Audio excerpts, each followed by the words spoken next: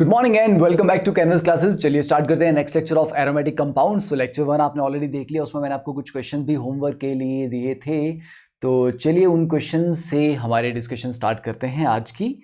देखिए पहला question, which of the following molecules would you expect to be aromatic. तो 6 pi electron, मतलब not exactly 6 pi, मतलब आपको 4n+2 पाई इलेक्ट्रॉन वाला रूल अप्लाई करना है। तो पहला वाला तो ट्रोपाइलियम कैटायन है, तो डेफिनेटली दिस इज एरोमेटिक, है ना। ये देखिए चार्ज फिर सिंगल फिर चार्ज फिर, मतलब 6 पाई इलेक्ट्रॉन है इसके पास। सेकंड वाले में अगर आप देखेंगे तो कोई बात नहीं, it is exactly like first one, बस 2 कार्बन की जगह नाइट्रोजन आपने रख दिए हैं, तो कोई बात नहीं। उन नाइट्रोजन के जो लोन पेयर हैं वो रेजोनेंस में इन्वॉल्व नहीं है, क्योंकि जो कॉन्जुगेशन है वो डबल बॉन्ड के थ्रू ही हो जा रही है कंप्लीटली। तो यहाँ पर भी 6 पाई इलेक्ट्रॉन्स हैं, तो ये भाई साहब भी एरोमेटिक है। थर्ड वाले में ये जो नेगेटिव चार्ज है, यहाँ पर एक पेयर ऑफ इलेक्ट्रॉन है, तो ये 2 4 6 8 पाई इलेक्ट्रॉन्स है, तो ये आपका एंटी एरोमेटिक आ जाएगा। और फोर्थ वाला 6 पाई इलेक्ट्रॉन्स हैं और कॉन्टिन्यूस कॉन्जुगेशन है, तो ये वाला एरोमेटिक आ जाएगा। तो 1 2 एंड 4, ठीक है। चलिए फर्स्ट क्वेश्चन हो गया। Next question, for the compounds given in the options direction of dipole movement is indicated by an arrow, which of the following implies correct direction of dipole movement. देखिए पहले वाले case में nitrogen का जो lone pair होता है वो कहाँ की तरफ होगा, लोन पेयर की अपनी डाइपोल मूवमेंट होती है, ठीक है। तो पिरिडीन में जो नाइट्रोजन का लोन पेयर है इसकी डाइपोल मूवमेंट अपनी नीचे की तरफ होगी, तो जो रिजल्टेंट है वो नीचे की तरफ होना चाहिए। तो यहाँ उन्होंने ऊपर की तरफ दिया, ये गलत हो गया, क्योंकि बाकी जो बेंजीन रिंग है उसकी वजह से कोई बड़ा स्ट्रॉन्ग डाइपोल क्रिएट नहीं होगा। यहाँ पे अब देखो लोन पेयर क्योंकि रेजोनेंस में इन्वॉल्व है, राइट, तो ये इस तरह से जाएगा, इस तरह से शिफ्ट होता रहेगा, तो इसका डाइपोल मोमेंट नीचे की तरफ तो नहीं आने वाला, ओके। बट यहाँ पर अगर हम देखें 1 सेकेंड, अब इसमें भी अगर इसका रेजोनेटिंग स्ट्रक्चर ड्रॉ करके कि कहाँ कहाँ चार्ज किस तरह से डेवलप हो रहे हैं, तो यहाँ नेगेटिव आ जाएगा, इसके ऊपर पॉजिटिव चार्ज, तो ठीक है। तो इस तरह से डाइपोल आ जाएगा एक, है ना। फिर ये नेगेटिव चार्ज उसके बाद यहाँ पे आएगा, तो कुछ ऐसा आ जाएगा। एक बार यहाँ पे आ रहा है, तो चलो एक बार देख लेते हैं। पर इसमें भी डाइपोल की डायरेक्शन ज़रूरी नहीं है कि अपवर्ड ही आए, क्योंकि एक बार नेगेटिव चार्ज यहाँ डेवलप होगा, अगली बार नेगेटिव चार्ज यहाँ पे डेवलप होगा, ठीक है, और तीसरी बार नाइट्रोजन के ऊपर जो लोन पेयर था नॉर्मली, तो वो ऐसे रहेगा। थर्ड वाले में देख लेते हैं। थर्ड वाले में दोनों रिंग्स को एरोमेटिक करने के लिए ये वाला पाई बॉन्ड इस तरह से शिफ्ट होगा, so that we have structure like this, जहाँ 5 मेंबर्ड रिंग पे 6 पाई इलेक्ट्रॉन्स पूरे हो जाएंगे। और यहाँ पर डाइपोल मूवमेंट अगर आप देखेंगे तो पॉजिटिव से नेगेटिव ये ऐसी आएगी, तो सी वाला तो आंसर नहीं हो सकता, ए वाला भी आंसर नहीं हो सकता। डी वाला लोन पे उन्होंने ऊपर की तरफ दिया है, तो हाँ डी वाला आई थिंक एक्यूरेट है, ठीक है। अब इन्होंने लोन पेयर को रुको बनाया कैसे हुआ है, नहीं नहीं नहीं, डी वाले में भी समस्या आ जाएगी, क्योंकि डी वाले में अब ड्रॉ तो उन्होंने चलो कैसे भी कर दिया, बट 2 बॉन्ड सेम प्लेन में होते हैं, तो ये जो 2 बॉन्ड थे ये सेम प्लेन में हो जाएंगे, ठीक है। एक आपका हाइड्रोजन ऐसे आ जाएगा, मान लीजिए फ्रंट में आ गया, तो ये आपका लोन पेयर आपका बैक में चला गया, मतलब है तो टेट्राहेड्रल ज्योमेट्री ना, राइट। तो टेट्राहेड्रल ज्योमेट्री में ये लोन पेयर आपका ऊपर की तरफ थोड़ा ना जा रहा है, या परपेंडिकुलर टू द प्लेन तो है नहीं है, क्योंकि this nitrogen is sp3 hybridize, तो नाइट्रोजन के टोटल 4 बॉन्ड बनेंगे, तो 4 में से 2 बॉन्ड आपके सेम प्लेन में आ गए, जो कि रिंग बन गया। फिर एक आपका हो गया हाइड्रोजन, ले लो तो फ्रंट में ले लेते हैं, और मान लो लोन पेयर को हमने पीछे की तरफ ले लिया, ठीक है। तो ये नाइट्रोजन का जो लोन पेयर है ये ऊपर की तरफ तो नहीं है, रिंग की साइड तो नहीं है ये, क्योंकि it is not in the same plane, तो ये डायरेक्शन गलत लग रही है। और यहाँ पर अगर आप नाइट्रोजन को देखेंगे तो this nitrogen is sp2 hybridize, planar है। तो प्लेनर होने का मतलब क्या हुआ कि नाइट्रोजन पे ये जो रिंग और ये जो हाइड्रोजन के साथ बॉन्ड है ये तीनों सेम प्लेन में है, ठीक है, ये तीनों सेम प्लेन में है। और सेम प्लेन में होगा तो मतलब ये sp2 हो गया, तो मतलब ये जो लोन पेयर था ये किस में था, अगर रिंग आपका ये है तो लोन पेयर आपका प्योर p ऑर्बिटल में है, परपेंडिकुलर टू दैट, ठीक है। और वो लोन पेयर रेजोनेंस में है, एक बार यहाँ नेगेटिव चार्ज आ रहा है, एक बार यहाँ नेगेटिव चार्ज आ रहा है, तो इन दोनों का भी रिजल्टेंट में लूँ तो समथिंग लाइक कुछ इस तरह से आएगा, ठीक है। तो कंपैरेटिवली मैं बोल सकता हूँ कि बी में जो डायरेक्शन है दैट इज मोर अप्रोप्रिएट, है ना, क्योंकि ए वाले केस में ये नाइट्रोजन का लोन पेयर इस तरफ से होता है तो नीचे ही जाएगा। तो सबसे अप्रोप्रिएट जो लग रहा है वो बी ऑप्शन लग रहा है, ठीक है, डी वाला नहीं, क्योंकि sp2 sp3 का डिफरेंस के अकॉर्डिंग हम देख सकते हैं। Then question number 3, toluene is nitrated and the resulting product is reduced with tin and hydrochloric acid. देखिए टॉल्यूइन की नाइट्रेशन हम कर रहे हैं तो कंसंट्रेटेड HNO3 और H2SO4 की प्रेजेंस में, तो पहले नाइट्रेशन कर लिया। अब देखिए CH3 एक ऑर्थो पैरा डायरेक्टिंग ग्रुप होता है, तो एक तो आपका ऑर्थो प्रोडक्ट बन जाएगा और एक आपका पैरा प्रोडक्ट बन जाएगा, ठीक है, ये आ गया। Now resulting product is reduced with the tin and hydrochloric. देखिए SnHCl is a strong reducing agent. Strong क्यों? क्योंकि टिन की टेंडेंसी होती है SN4 पॉजिटिव में जाने पे और 4 इलेक्ट्रॉन छोड़ने पे, तो टिन जो है वो क्या बना देगा, HCl की प्रेजेंस में पहले SnCl2 बनाएगा, फिर SnCl4 तक बना सकता है, तो ये SN4 पॉजिटिव तक जाके 4 इलेक्ट्रॉन दे सकता है, जो कि इसको रिड्यूस करेंगे। तो किसको रिड्यूस करेंगे? ये ऑब्वियसली बात है NO2 को रिड्यूस करेंगे। किस में रिड्यूस कर देंगे? अगर NO2 को रिड्यूस कर भी दिया तो उसको NH2 में रिड्यूस कर देंगे, ठीक है। The product so obtained is diazotized. Okay, तो यहाँ पर आपको फाइनली जो भी मिल रहा है वो आपका डायजोनियम मिल रहा है, ठीक है। NH2 बनाइए पहला, सॉरी मतलब अमीन एनिलीन मिल रही है, फिर आपने उसको HNO2 0 to 5 degree Celsius treat करके, है ना, उसका डायजोनियम बनाया सॉल्ट, ये N2 पॉजिटिव। डायजोनियम बनाने के बाद heated with cuprous bromide CuBr, the reaction mixture formed so formed contain. देखिए अब इस पे अगर आप CuBr के साथ ट्रीट करेंगे तो कुछ नहीं, यहाँ पे ब्रोमो लग जाएगा, एक बार पैरा पे लग जाएगा और एक बार आपका ऑर्थो पे लगेगा। Mixture ortho and para bromo toluene, yes. Ortho and para bromo di bromo, नहीं डाई ब्रोमो तो नहीं आएगा। Ortho and para bromo aniline नहीं आएगा, ए ऑप्शन। सिंपल था क्वेश्चन, कोई कॉम्प्लिकेटेड नहीं था। Then next question number 4, what is the order of rate of electrophilic substitution reaction for the following compound. देखिए इलेक्ट्रोफिलिक सब्स्टिट्यूशन उतना ही बेटर होगा जितने ज्यादा डोनेटिंग ग्रुप लगे होंगे। तो पहले में CH3 as a donating group काम कर रहा है पर हाइपर कॉन्जुगेशन और इंडक्टिव के थ्रू डोनेट करता है। सेकेंड में क्लोरीन स्लाइटली विड्रॉइंग ग्रुप की तरह काम करता है। तीसरे में टर्ट ब्यूटाइल डोनेट तो करने हैं भाई साहब ये, पर ये सिर्फ इंडक्टिव से कर पाएंगे क्योंकि हाइपर कॉन्जुगेशन करने के लिए इस कार्बन के पास हाइड्रोजन तो है ही नहीं, तो ये भाई साहब सिर्फ इंडक्टिव से डोनेट कर पाएंगे, तो वीक डोनर होगा कंपेयर टू टॉल्यूइन। और फ्लोरीन तो ऑब्वियसली बात है ये भी विड्रॉ ही करेगा। तो सबसे फास्ट कौन सा है? फर्स्ट, ठीक है, तो सबसे आगे आ जाएगा फर्स्ट। तो मतलब ये दो ऑप्शन आपकी आउट हो गई। और सबसे लास्ट में कौन सा आएगा? देखिए फर्स्ट आएगा फिर थर्ड आएगा क्योंकि दोनों डोनेटिंग है, तो फर्स्ट 3, उसके बाद क्लोरीन और फ्लोरीन में ज़्यादा विड्रॉइंग इफेक्ट किसका है? ज़्यादा विड्रॉइंग इफेक्ट है क्लोरीन का, ठीक है, क्योंकि फ्लोरीन एटलीस्ट 2p ओवरलैप से मेसोमेरिक इफेक्ट थोड़ा अच्छा दे देता है, ठीक है। फ्लोरीन के केस में क्या होता है, उसका मेसोमेरिक इफेक्ट अच्छा होता है कार्बन के साथ, क्योंकि फ्लोरीन का जो भरा हुआ ऑर्बिटल है वो भी 2p और कार्बन का जो खाली है वो भी 2p है, तो मेसोमेरिक इज बेटर।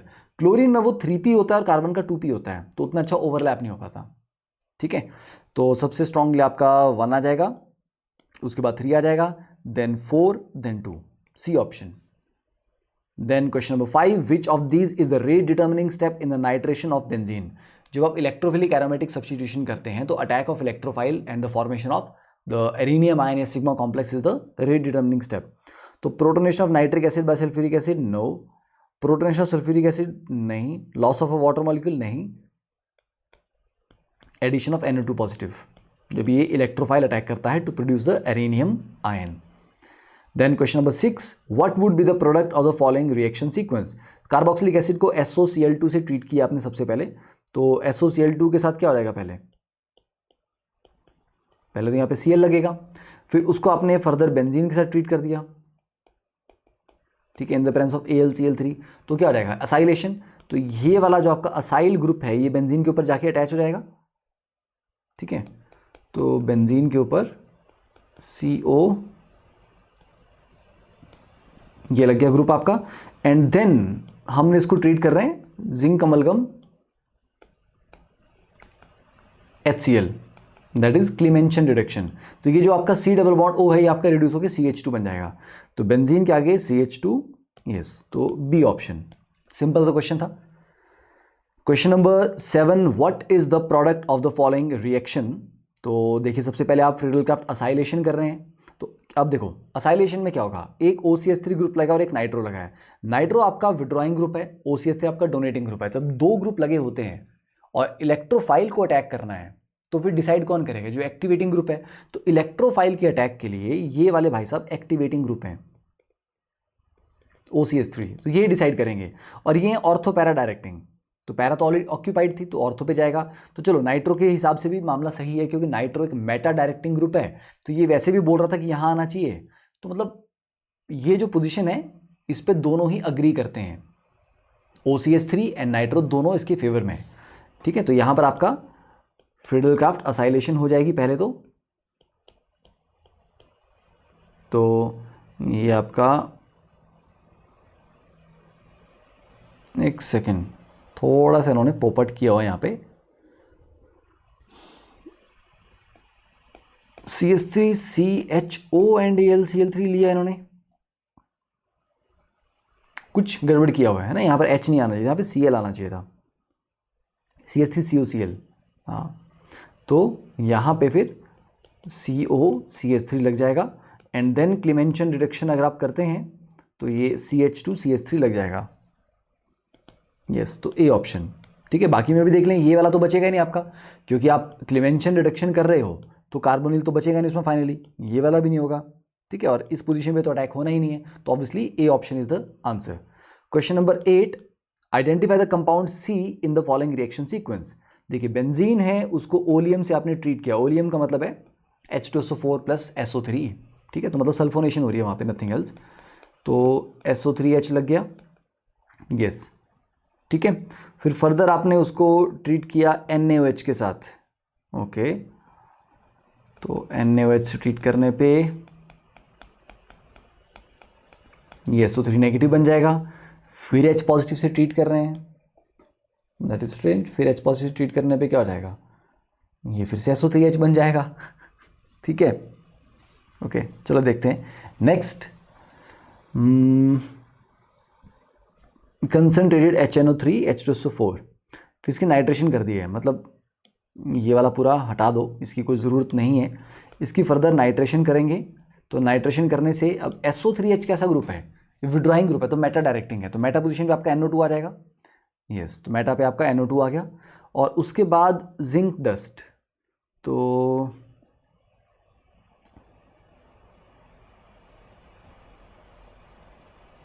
अच्छा ठीक है, नाउ यू गॉट इट। इन्होंने क्या किया यहाँ पे, क्योंकि अच्छा पर वो वाला रिएक्शन अभी हमने पढ़ा ही नहीं है। ठीक है, NaOH के साथ थोड़ा सा हीट भी तो करना जरूरी था, उन्होंने प्रॉपर वो नहीं दिया हुआ, अकेले SO3H से नहीं होगा, NaOH का थोड़ा सा हीट करेंगे। तो हीट करने से क्या हो जाएगा, ये न्यूक्लियोफिलिक सब्स्टिट्यूशन हो जाएगी, यहाँ पे O नेगेटिव बन जाएगा। आप लोग सर OH क्यों नहीं बनेगा, कि OH नेगेटिव अटैक करेगा तो OH बनना चाहिए, इट्स अ न्यूक्लियोफिलिक सब्स्टिट्यूशन। अभी हम इलेक्ट्रोफिलिक सब्स्टिट्यूशन पढ़ रहे थे ना, न्यूक्लियोफिलिक अभी इसके बाद हम स्टार्ट करेंगे, पर कोई बात नहीं। SO3H को आपने OH नेगेटिव से रिप्लेस कर दिया, और क्योंकि अल्कलाइन मीडियम था तो OH नहीं रह सकता था, अल्कलाइन मीडियम OH का H पॉजिटिव निकाल के रखेगा, इसलिए फर्दर उसको फिर H पॉजिटिव से ट्रीट किया ताकि वो फिनोल बन सके।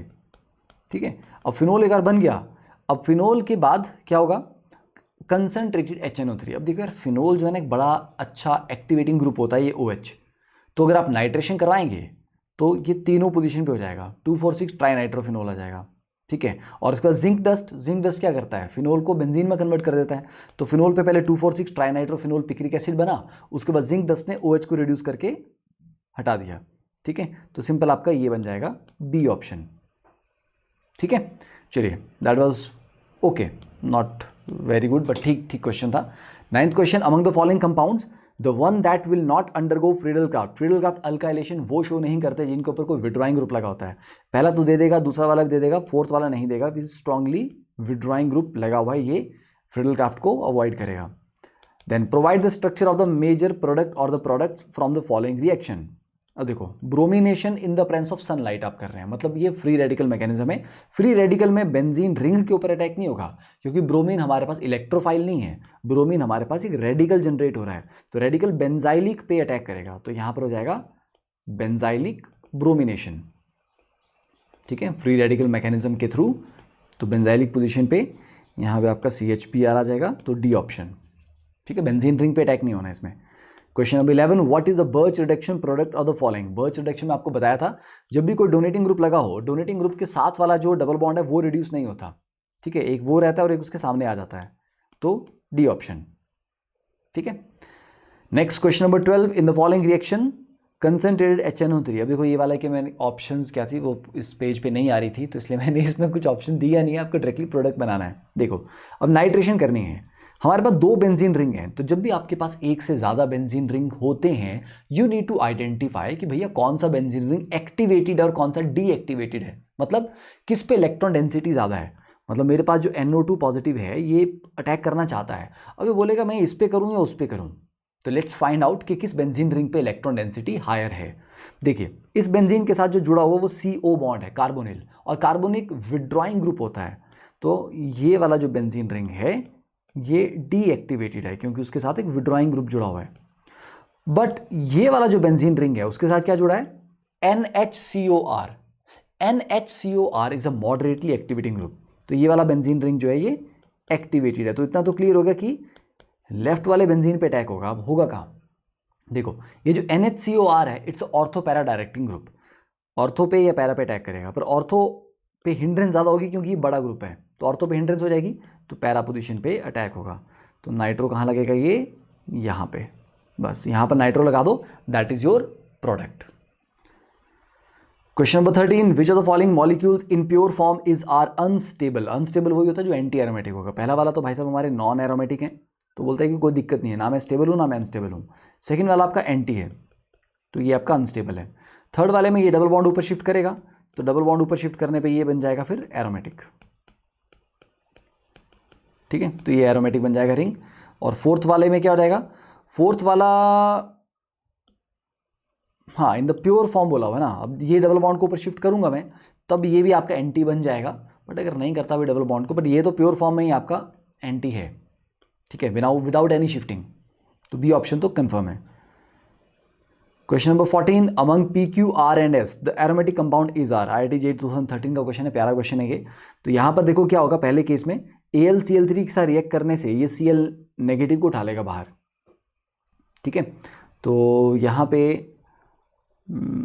ये डबल बॉन्ड Cl नहीं होना है, ये गलत कहानी इन्होंने ड्रॉ कर दी है, this is actually single bond Cl, ये तो ये Cl नेगेटिव निकल जाएगा बाहर और यहाँ रह जाएगा positive charge plus AlCl4 negative बनेगा, तो यस दिस इज एरोमेटिक। तो पहले में एरोमेटिक हो गया। अगले में NaH दिया हुआ है, NaH देखिए H negative is a strong base, यहाँ से अगर H पॉजिटिव को उठा लिया जाए, ठीक है, तो क्या बनेगा आपके पास, यहाँ पे नेगेटिव चार्ज आ जाएगा, ये 6 पाई इलेक्ट्रॉन, तो ये भी एरोमेटिक हो गया, तो सेकंड में भी एरोमेटिक आपका बन गया। थर्ड वाला ये थोड़ा सा एक ऐसा रिएक्शन है जो मैक्सिमम बच्चों को नहीं पता होता है, तो कोई बात नहीं, बट ये आपको याद ही करना पड़ेगा। ये भाई साहब जो हैं एंड में हमें क्या देते हैं,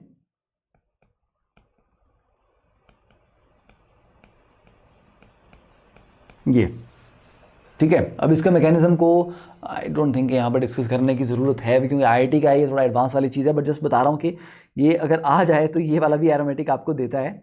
एंड लास्ट में ये डबल बॉन्ड ऊपर शिफ्ट कर जाएगा, ठीक है, और ये वाला भी एरोमेटिक हो जाएगा, ठीक है, HCl की प्रेजेंस में कुछ नहीं है। तो ये होगी सिंपल सी कहानी।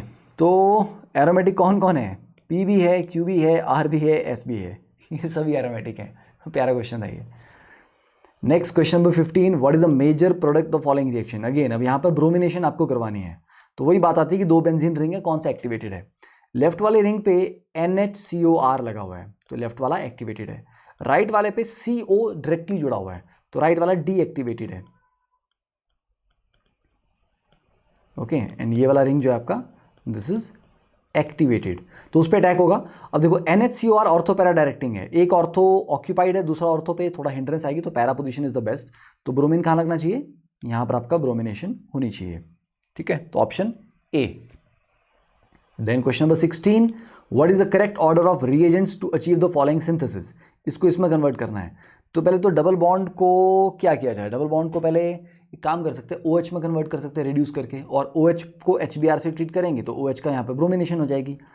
NBS से डायरेक्टली करने से तो कुछ नहीं होने वाला, जिंक अमलगम HCl से अगर आप इसको कर दोगे तो CH2 बन जाएगा ये, और फिर NBS से करके हाँ यहाँ पे CH2 बना लो और फिर बेंजाइलिक ब्रोमिनेशन करवा लो, है ना, फ्री रेडिकल मैकेनिज्म के थ्रू। तो यस, बी ऑप्शन से भी हो जाएगा, क्योंकि अल्कोहल वाली ऑप्शन भी थी कि आप इसको रिड्यूस करके अल्कोहल में कन्वर्ट कर लो और फिर HBr से ट्रीट कर दो, ठीक है। That is also one of the options.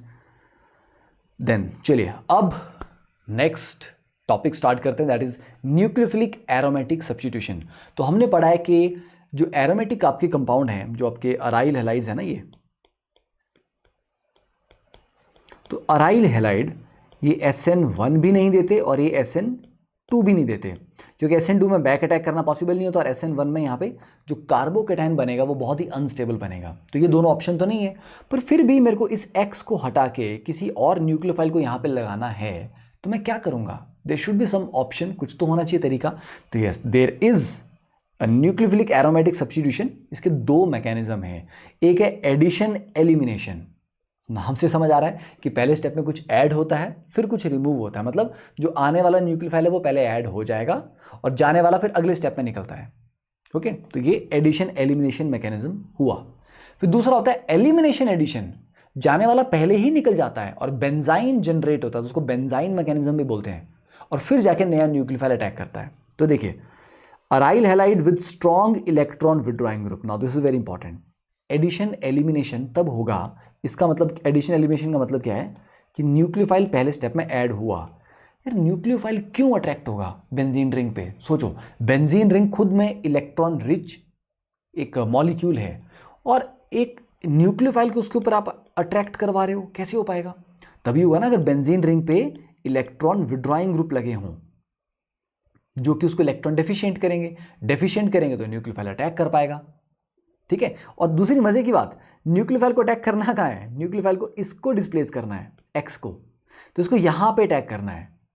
तो हम चाहते हैं ऐसे ग्रुप लगें जो यहां पे इस पोजीशन पे पॉजिटिव चार्ज इंड्यूस करें। तो देखो, अगर मैं इलेक्ट्रॉन विड्रॉइंग ग्रुप ऑर्थो पे लगाता हूं यहां पे और ये -M ग्रुप है, तो ये अपने ऑर्थो और पैरा पे पॉजिटिव चार्ज इंड्यूस करेगा, मतलब यहां पे कर रहा है। यस, तो मतलब ऑर्थो पे इलेक्ट्रॉन विड्रॉइंग ग्रुप काम करेगा। अगर पैरा पे लगा देता हूं electron withdrawing group -M group, तो ये भी ऑर्थो और पैरा पे पॉजिटिव चार्ज इंड्यूस करेगा।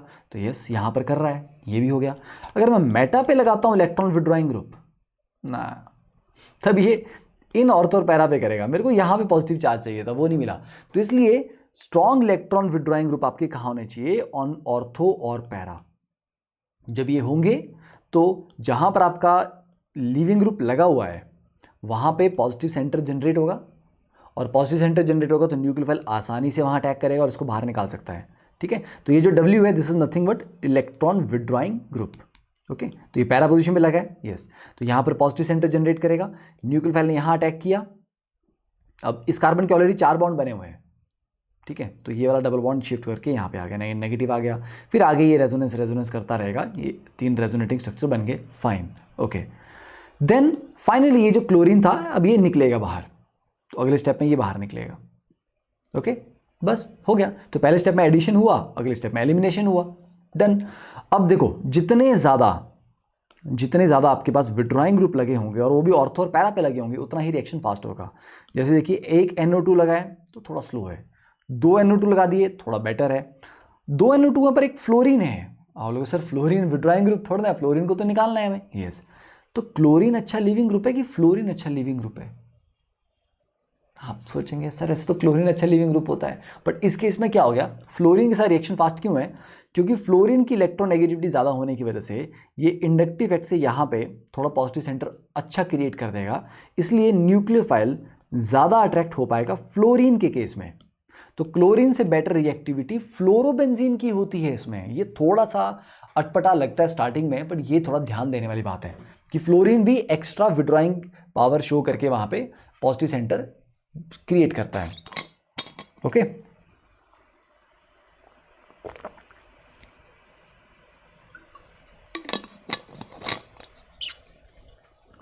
तो एक तो ये हो गया।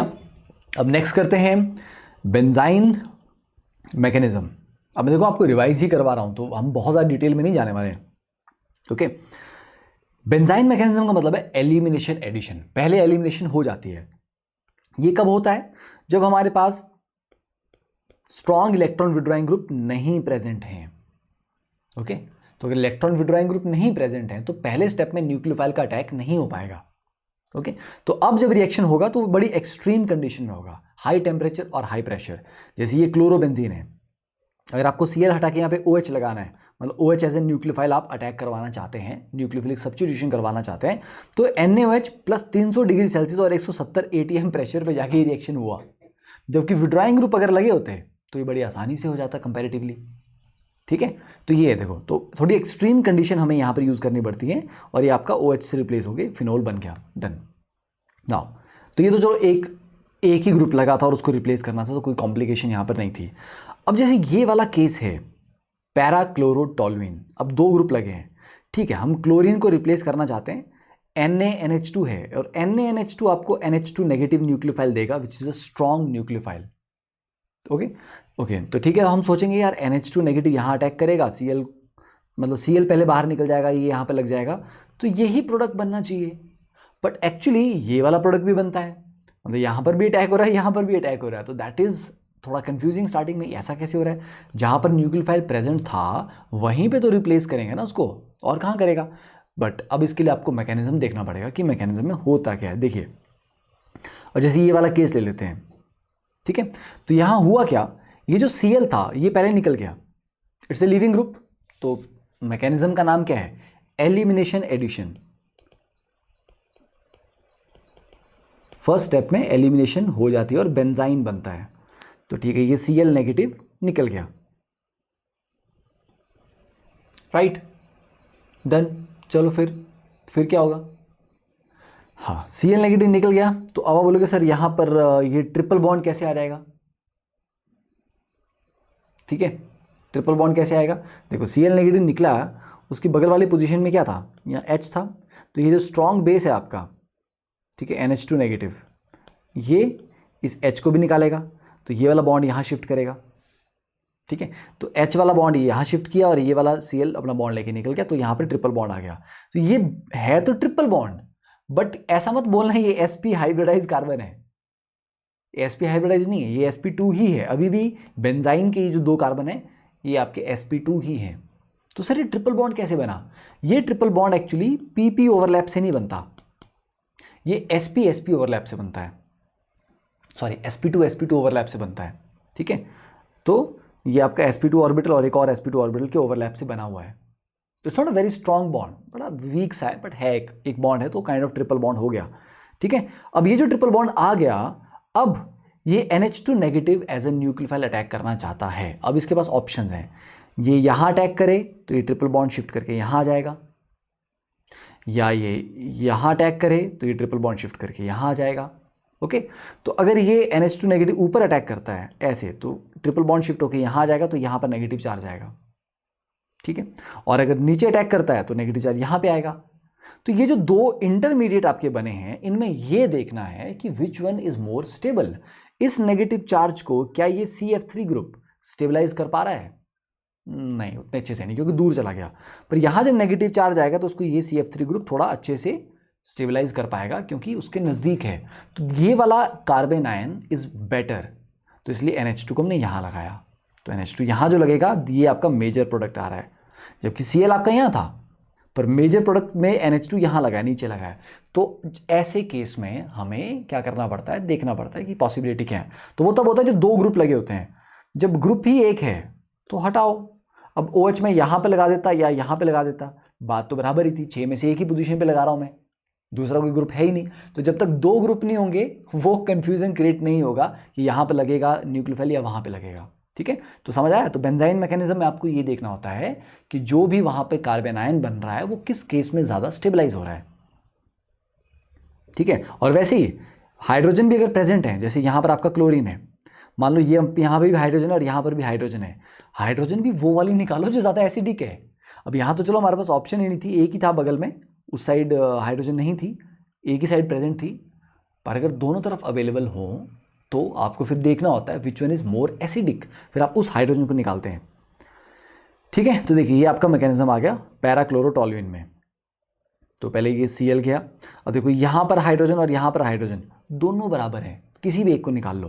तो उन्होंने किसको निकाला, इन्होंने इसको निकाल लिया। ठीक है, तो NH2 नेगेटिव जो भाई साहब है उन्होंने इस H को निकाला, ये बॉन्ड यहाँ शिफ्ट किया, Cl नेगेटिव बाहर निकला, ये बेंजाइन बना। अब इस बेंजाइन में दो पोजीशन पे अटैक हो सकता है, या तो यहाँ पे या यहाँ पे। जब यहाँ पे अटैक हो रहा है, ठीक है, 3 पोजीशन पे, तो नेगेटिव चार्ज यहाँ पे आ रहा है। अभी देखो नेगेटिव चार्ज कितना डिलोकलाइज होगा, ये जो आपका डोनेटिंग ग्रुप है, ठीक है, CH3, ये हाइपर कॉन्जुगेशन के थ्रू ऑर्थो और पैरा पे नेगेटिव चार्ज लेके आता है। तो नेगेटिव यहाँ पर ऑलरेडी नेगेटिव है, ये और नेगेटिव लाएगा, तो ये नेगेटिव चार्ज उतना स्टेबल नहीं है। अब अगर NH2 यहाँ पे अटैक करे और यहाँ नेगेटिव आए तो कंपैरेटिवली बेटर है, क्योंकि इस मिथाइल का हाइपर कॉन्जुगेशन इन 3 पोजीशन पे होगी, यहाँ पर नहीं होगी, ठीक है। तो para methyl aniline will be a little more in the proportion, मतलब स्लाइटली मेजर होगा और ये थोड़ा सा माइनर होगा। नेक्स्ट, अब देखिए प्यारा सा क्वेश्चन है, draw the product of the following each reaction. चलिए भाई सबके प्रोडक्ट ड्रॉ करते हैं। HNO3 H2SO4। अब हमारे पास 2 ग्रुप है, एक एक्टिवेटिंग और एक डीएक्टिवेटिंग है। तो एक्टिवेटिंग डिसाइड करेगा, ऑर्थो और पैरा। देखो ये वाला ऑर्थो पे अटैक नहीं होता क्योंकि इसके दोनों तरफ ग्रुप हैं, तो उसको हिंड्रेंस मिलेगी। यहाँ पे अटैक हो सकता है और यहाँ पे अटैक हो सकता है, ठीक है। तो ठीक है, यहाँ वाला अटैक ज़्यादा फेवरेबल है, क्यों? क्योंकि ये इसका ऑर्थो और नाइट्रो का पैरा है, नाइट्रो का मेटा है, दोनों उसको सपोर्ट कर रहे हैं। तो अगर मेजर प्रोडक्ट की बात करूं मैं,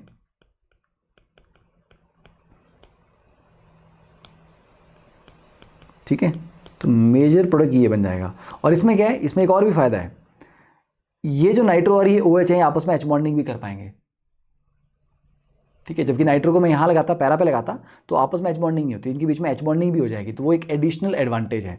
तो इसलिए मैं सिर्फ यहाँ पे मेजर प्रोडक्ट ही ड्रॉ कर रहा हूँ। सेकेंड वाले में देखो, ये COOR ग्रुप जो है, इट्स अ विड्रॉइंग ग्रुप, तो ये डीएक्टिवेट कर रहा है, जबकि ये जो OCH3 एक्टिवेट कर रहा है। तो एक्टिवेटिंग ग्रुप डिसाइड करता है। तो एक्टिवेटिंग ग्रुप बोल रहा है कि मैं तो ऑर्थो पैरा डायरेक्टिंग हूँ, तो क्लोरीन कहाँ लगेगा, यहाँ लगा लो, एक बार यहाँ लगा लो, दोनों पोजीशन सिमेट्रिकल हैं, तो एक ही जगह पे लगा लो ना उनमें से, ठीक है। OCH3, यहाँ पर आप क्लोरीन लगा लीजिए, और ये COOCH3 आ गया। वैसे ये पोजीशन दोनों सपोर्ट कर रहे हैं, ये COR आपका मेटा डायरेक्टिंग है, तो दोनों ही सपोर्ट कर रहे हैं उस पोजीशन को। अगले केस में COR आपका मेटा डायरेक्टिंग है, क्लोरीन आपका ऑर्थो डायरेक्टिंग है, तो यहाँ पे लग जाएगा आपका क्लोरीन, यहाँ पे लगा लो, यहाँ पे लगा लो, ये दोनों पोजीशन सिमेट्रिकल हैं। फोर्थ में ब्रोमीन ऑर्थो पैरा डायरेक्टिंग है, OCH3 आपका ऑर्थो पैरा डायरेक्टिंग है।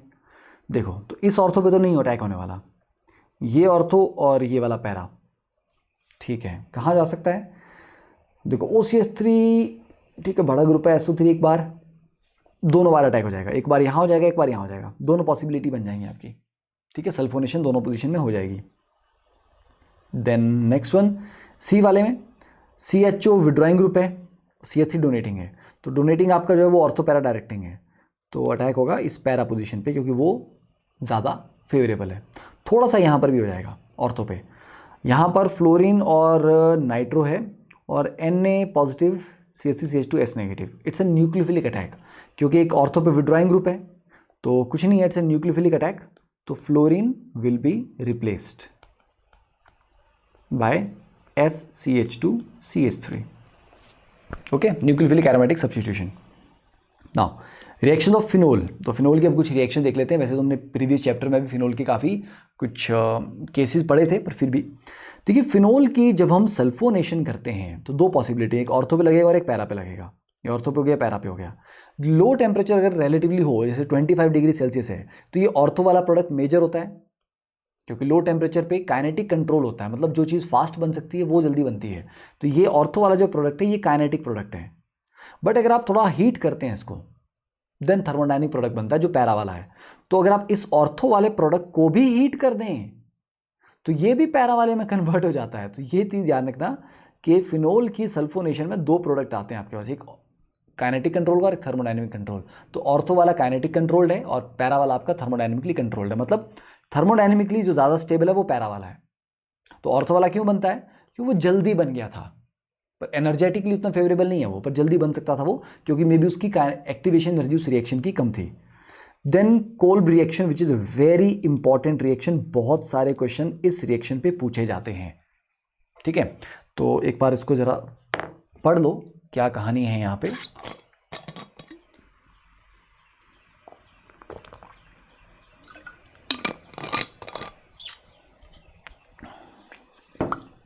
देखिए, the phenoxide ion is even more susceptible to electrophilic aromatic substitution. मतलब कि भाई साहब जितना रिएक्टिव फिनोल है उससे ज़्यादा रिएक्टिव है फिनॉक्साइड, ठीक है, क्योंकि OH उतना अच्छा डोनेटिंग ग्रुप नहीं है जितना अच्छा डोनेटिंग ग्रुप O नेगेटिव है। ओके, तो ये O नेगेटिव जो है बहुत अच्छा डोनेटिंग ग्रुप है। तो दिस इज मोर एक्टिवेटेड। तो हम क्या करते हैं, फिनोल को पहले NaOH से ट्रीट करते हैं, ठीक है। तो फिनोल को आपने NaOH से ट्रीट किया और ये आपके पास फिनॉक्साइड आयन आया which is much more reactive and activated, ठीक है। अब इसको आप फिर कार्बन डाइऑक्साइड के साथ रिएक्ट करवा रहे हो। देखो दो ऑप्शन है, एक तो ये O नेगेटिव यहां पर अटैक कर ले सीधा एज ए न्यूक्लियोफाइल, उससे कुछ बनने नहीं वाला। O के आगे COO कर लोगे फिर क्या बन जाएगा, कुछ नहीं बनने वाला, that is a dead and. Now अब अगर आप इसका रेजोनेटिंग स्ट्रक्चर देखें, ये नेगेटिव चार्ज यहाँ आएगा और ये यहाँ पर आएगा, तो इस कार्बन पे भी नेगेटिव चार्ज आ रहा है। तो बच्चों O नेगेटिव ज़्यादा अच्छा न्यूक्लियोफाइल है या C नेगेटिव? ऑब्वियसली बात है C नेगेटिव, क्योंकि ऑक्सीजन पे भी नेगेटिव है, कार्बन पे भी नेगेटिव है, पर कार्बन लेस इलेक्ट्रोनेगेटिव एटम है। तो वो बोलता है कि यार मेरे पास इलेक्ट्रॉन पड़े हैं और मैं दे भी दूंगा। ऑक्सीजन के पास पड़े तो होते हैं पर वो देता नहीं इजीली क्योंकि मोर इलेक्ट्रोनेगेटिव है। तो ऑक्सीजन पे नेगेटिव चार्ज से बेटर न्यूक्लियोफाइल है C नेगेटिव।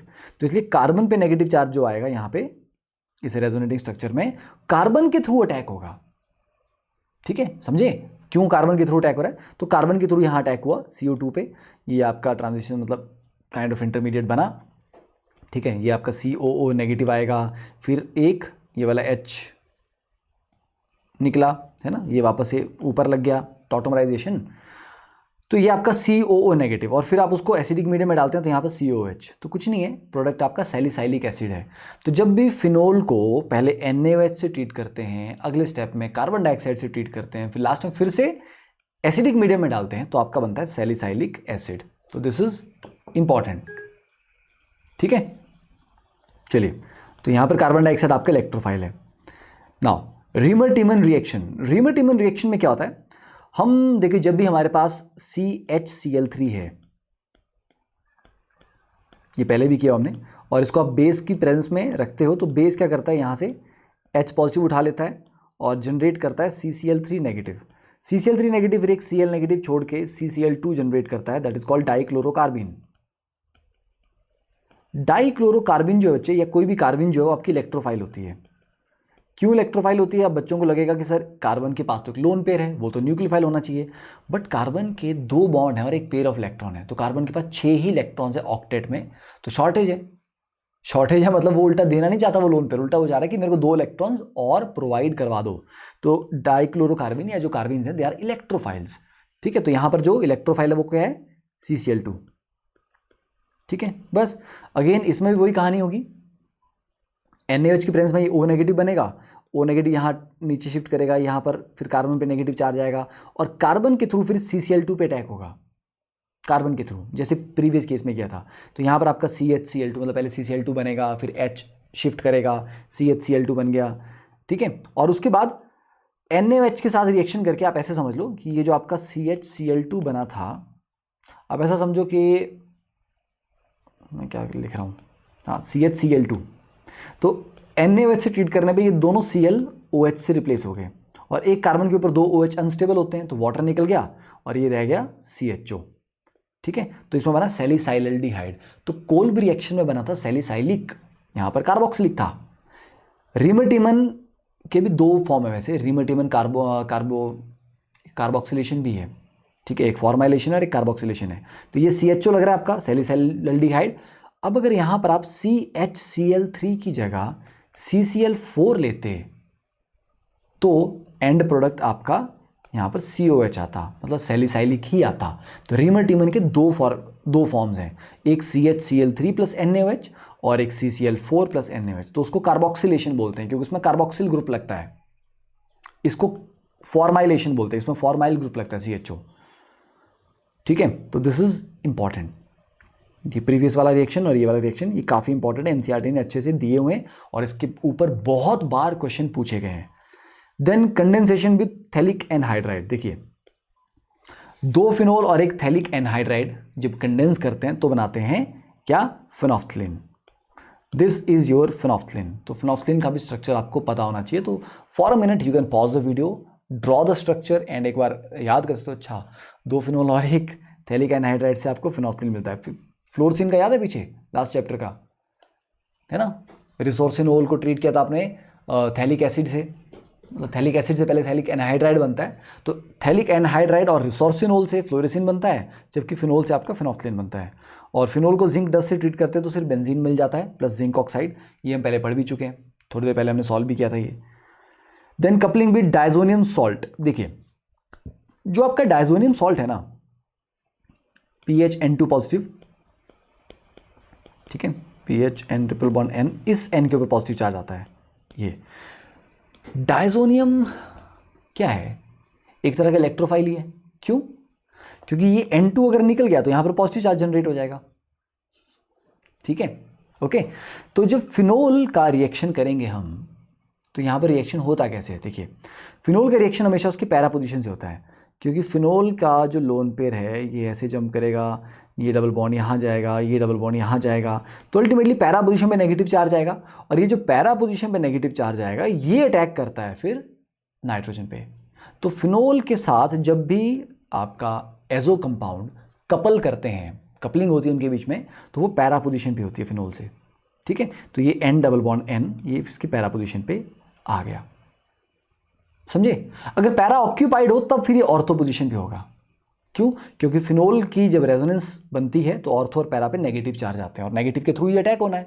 तो अगर पैरा ऑक्यूपाइड है तो ऑर्थो पे होगा, अदरवाइज पैरा पे, क्योंकि बड़ा ग्रुप है, पैरा पे रहना बेटर है ताकि रिपल्शन कम हो।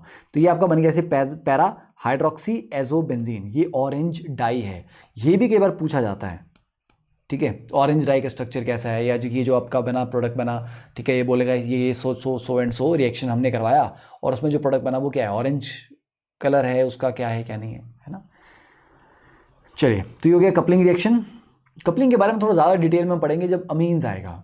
अभी मैं कपलिंग की डिटेल में इसलिए नहीं जा रहा, even though it is aromatic से रिलेटेड है, बट अमीन्स में ना कुछ और भी चीज़ें हमने पढ़नी है उसके मैकेनिज्म, तो वहाँ पर ज़्यादा इजीली आप समझ पाएंगे। तो इसलिए डायजोनियम सॉल्ट के जो रिएक्शंस हैं उनको आप अमीन पे ही छोड़ दो, अमीन में उनको डिटेल में करेंगे, ठीक है। And now this is very important, preparation of phenol from cumene. ये मैक्सिमम बच्चों ने पढ़ा होता है और एनसीईआरटी में भी दिया हुआ है, and it's very important. Last lectures में हमने देखा था क्यूमीन हाइड्रोपर ऑक्साइड क्या होता है, उसका structure. So that is A intermediate in this reaction. देखिए क्यूमीन है आपका आइसोप्रोपाइल बेंजीन को क्यूमीन बोलते हैं।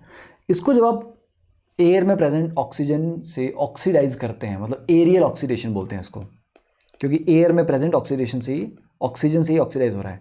तो एरियल ऑक्सीडेशन जब इसको करते हैं हीट करके, तो ये बनाता है, ये जो आपका कार्बन हाइड्रोजन था ना ये बॉन्ड, इसके बीच में O सिंगल बॉन्ड O आ जाता है, मतलब परऑक्सी लिंक आ जाता है। इसको बोलते हैं क्यूमीन हाइड्रोपरऑक्साइड। फिर उसके बाद के मैकेनिज्म में क्या होता है, इसको आप एसिडिक मीडियम में डालते हैं तो ये फिनाइल शिफ्ट करता है, ये जो बेंजीन रिंग है ये शिफ्ट करता है, ठीक है। तो फिनाइल शिफ्ट इन्वॉल्व है इसके मैकेनिज्म में, और आप फाइनली ये शिफ्ट मार के फिनोल बनाएगा, और बाकी का ये जो रह जाएगा ये आपका बन जाएगा एसीटोन।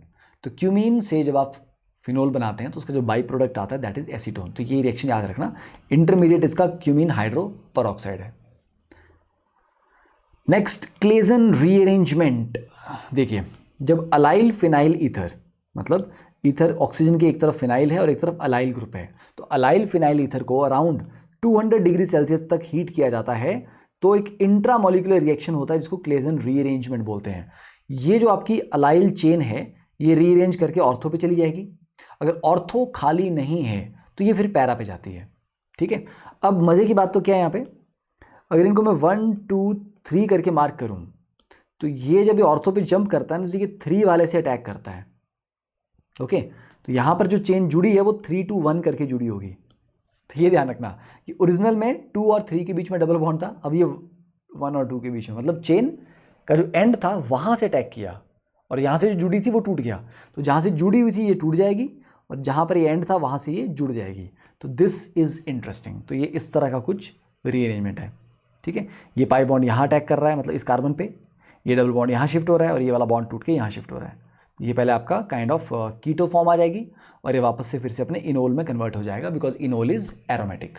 तो ये आपका आ गया क्लेजन रीअरेंजमेंट। अगर ऑर्थो ऑक्यूपाइड है तो ये पैरा पे जाता है, और जब ऐसा होता है तो पहले एक्चुअली ऑर्थो पे आएगा, पर जगह नहीं थी वहाँ पे, तो फिर ये फिर पैरा पे शिफ्ट करता है, तो ये 2 बार पलटी मारता है। जैसे ये 1 2 3 से ये 3 2 1 हुआ, फिर से पलटी मारेगा। अगर ऑर्थो खाली नहीं था तो ये फिर से पैरा पे पलटी मारेगा और फिर से 1 2 3 हो जाएगा ये। तो अगर ये पैरा पे गया तो ये एग्जैक्टली ऐसा ही होगा 1 2 3। ऑर्थो पे एक और पलटा मारता है, पैरा पे ये 2 बार पलटे मारेगा। ठीक है, अब तुम पलटे मारना स्टार्ट मत कर देना इसको देखते हुए। ठीक है, अब नाइट्रोबेंजीन के कुछ रिएक्शन, हाँ बाकी का नाइट्रोबेंजीन को भी फिर हम आगे अमीन वाले चैप्टर में ही कर लेंगे। देखिए नाइट्रोबेंजीन है, इसकी रिडक्शन करेंगे अगर आप H2 निकल की प्रेजेंस में या H2 पैलेडियम की प्रेजेंस में, तो ये हम एनिलीन बनती है। SnHCl भी एक स्ट्रॉन्ग रिड्यूसिंग एजेंट है, मैंने आपको बताया पीछे भी, तो ये भी आपको एनिलीन देता है नाइट्रोबेंजीन से। Na2ASO3 की प्रेजेंस में, OH नेगेटिव की प्रेजेंस में अगर आप करवाते हैं तो ये पूरा रिड्यूस नहीं करता। यहाँ पर अगर 4 नेसेंट हाइड्रोजन है तो ये बनाता है एजॉक्सीबेंजीन, तो ये याद करने वाला है।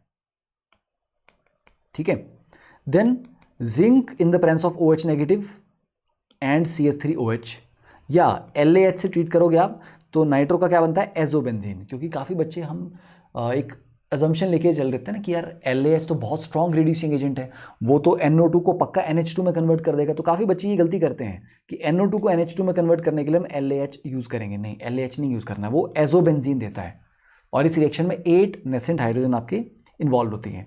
फिर जिंक NaOH, जस्ट यहाँ zinc NaOH in the presence of methanol था, यहाँ जस्ट जिंक NaOH है, तो ये NO2 को हाइड्रेजोबेंजीन, देखो एजोबेंजीन और हाइड्रेजोबेंजीन में क्या डिफरेंस है, हाइड्रेजोबेंजीन थोड़ा और रिड्यूस हो चुका है। क्यों? क्योंकि इसके पास डबल बॉन्ड भी नहीं है, डबल बॉन्ड को भी आपने रिड्यूस करके यहाँ पर भी H लगा दिए, तो ये हाइड्राजोबेंजीन है, ये एजोबेंजीन है।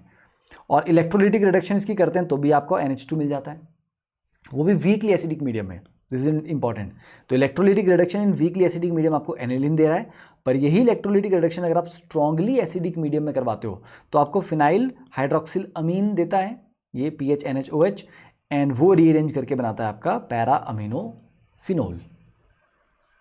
तो इलेक्ट्रोलिटिक रिडक्शन भी 2 टाइप की होगी, स्लाइटली एसिडिक में आपको एनिलीन देगा और स्ट्रांगली एसिडिक में आपको para amino phenol.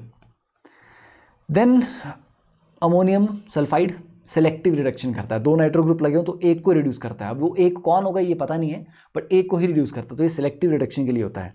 Zinc plus NH4Cl, ये आपका मिलिकन बार्कर्स टेस्ट है फॉर नाइट्रोबेंजीन। इसमें क्या होता है, नाइट्रोबेंजीन को आप जिंक प्लस NH4Cl से ट्रीट करेंगे, ये पहले आपका बेंजीन मतलब फिनाइल हाइड्रोक्सिलमीन देगा, उसको आपने AgNO3 से plus in the presence of ammonium hydroxide treat किया तो ये नाइट्रोसोबेंजीन प्लस H2O प्लस सिल्वर का ब्लैक कलर का प्रेसिपिटेट आता है, तो दैट कंफर्म्स कि ये नाइट्रोबेंजीन था ओरिजिनली। तो ये मुलिकन बार्कर टेस्ट है फॉर नाइट्रोबेंजीन। देन और रिडक्शन देखो तो SnHCl कर दिया, इवन FeHCl भी एक अच्छा रिड्यूसिंग एजेंट है, या ammonia in the presence of CO2O, ये तीनों आपको एनिलीन देते हैं। और एनिलीन क्योंकि NH2 एक स्ट्रांगली एक्टिवेटिंग ग्रुप है तो bromine in the presence of water तीनों पोजीशन पे ब्रोमिनेशन करवा देता है। पर अगर आपको सिंगल ब्रोमिनेशन चाहिए तो आप simple bromine in the presence of carbon disulphide या CCl4 ले लो, ऐसा सॉल्वेंट जो इंटरफेयर नहीं करेगा, तो आपको मोनोब्रोमिनेशन होगी, एक बार ऑर्थो पे और एक बार पैरा पे। और नाइट्रेशन करवानी है तो NH2 कैसा ग्रुप है, NH2 तो ऑर्थो पैरा डायरेक्टिंग ग्रुप है, तो नाइट्रेशन तो ऑर्थो पैरा पे होनी चाहिए। ये मेटा वाला क्यों बना है यहाँ पे, क्योंकि NH2 एक बेस भी है, NH2 एक बेस भी है, तो ये HNO3 क्या करेगा, इसी को प्रोटोनेट कर देगा, तो यहाँ NH3 पॉजिटिव बन जाएगा, और यहाँ NH3 पॉजिटिव बन गया तो दिक्कत हो जाएगी, फिर ये वो मेटा डायरेक्टिंग ग्रुप बन जाएगा, तो मेटा पे अटैक होगा। ठीक है, तो ये काइंड ऑफ उतना भी माइनर नहीं है, ठीक है, उसको माइनर हटा दो। हाँ, तो ये प्रोडक्ट बन जाएगा, NCERT में दिया हुआ है कि एनिलीन की नाइट्रेशन से मेटा बनता है, क्यों, क्योंकि ये NH3 पॉजिटिव बन जाता है एसिड से रिएक्ट करके। और बाकी का ऑक्सीडेशन प्रोडक्ट कि जो HNO3 है और H2SO4 है, ये स्ट्रांगली ऑक्सीडाइजिंग एजेंट भी है, तो ये इसको ऑक्सीडाइज भी कर देते हैं, क्योंकि हाईली एक्टिवेटेड रिंग था ये, तो थोड़ा ऑक्सीडाइज भी हो जाता है ये। निकल H2 इसको पूरा रिड्यूस कर देगा बेंजीन को आपको साइक्लोहेक्सेन में। CuCl2 से क्या करता है ये, CuCl2 यहाँ पर आप लगा लो ऐसे, एक HCl ये निकाल दो, वैसे ही एक और मॉलिक्यूल यहाँ लेके एक HCl वहाँ से निकाल दो, तो ये NHPH इस साइड जुड़ जाएगा और एक NHPH उस तरफ जुड़ जाएगा। ठीक है, तो ये CuCl2 के साथ आपका इसका रिएक्शन है, आपका तो नहीं, मतलब एनिलीन का है। तो aniline plus CHCl3 plus KOH ये आपको फिनाइल आइसोसाइनाइड देता है, दिस इज योर कार्बाइलामीन रिएक्शन, है ना। फिनाइल को जब CHCl3 प्लस फिनाइल नहीं सॉरी एनिलीन, तो चाहे आपका एलिफेटिक 1 डिग्री अमीन हो या एरोमेटिक 1 डिग्री अमीन हो, ये सिर्फ 1 डिग्री अमीन के साथ रिएक्शन होता है, उसको डिटेक्ट करने के लिए टेस्ट है। ठीक है, कार्बाइलामीन रिएक्शन। तो ये जो आइसोसाइनाइड बनते हैं, it's a foul smelling compound, बड़ी गंदी स्मेल होती है इसकी, तो उससे कंफर्म हो जाता है कि भैया ये 1 डिग्री अमीन था। और HNO2 in the presence of 0 to 5 degree Celsius temperature, low temperature पे क्या बनता है, डायजोनियम आयन, ठीक है, बेंजीन डायजोनियम सॉल्ट, और उसको अगर आप पानी से ट्रीट करेंगे फर्दर तो OH बन जाता है इसका, ठीक है। और अगर पानी की बजाय इसको आपने H3PO2 से ट्रीट कर दिया तो क्या बन जाता है, याद है, बेंजीन। बाकी के आगे केस पढ़ेंगे, इसके आगे के केस का सारे करने हैं हमने आगे, वो करेंगे हम अमीन्स वाले चैप्टर में, ठीक है, डायजोनियम के सारे। अब देखिए और कुछ क्वेश्चंस, 1 2 3 and 4 and 5 6 7, थोड़े ज़्यादा वैरायटी है इस बार, तो मैंने कहा था एरोमेटिक में काफ़ी वैरायटी करेंगे हम, 8 9 बस, ठीक है। चलिए, तो इसके बाद फिर करेंगे हम DPP सॉल्व। तो नेक्स्ट लेक्चर में ये 9 क्वेश्चन सॉल्व करेंगे, फिर उसका DPP से स्टार्ट करेंगे हम, ठीक है। तो आई होप कि आपको सही लगा, समझ आया।